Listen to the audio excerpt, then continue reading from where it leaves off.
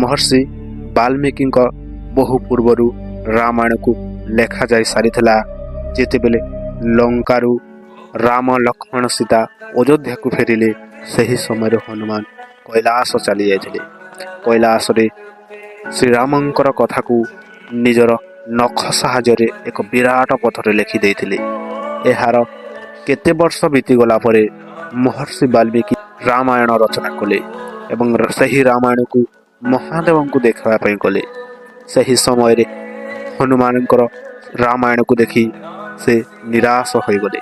से चिंता कले हनुमानकर रामायण आगरे तांकर रचित रामायण अति तुच्छ। यही कथा जेतेबेले हनुमान जानिले से गोटे कांधरे वाल्मीकि को और अन्य कांधरे सही पत्थर को नहीं आकाश मार्ग रे जाई समुद्र गर्भरे से पत्थर को पकाई देले।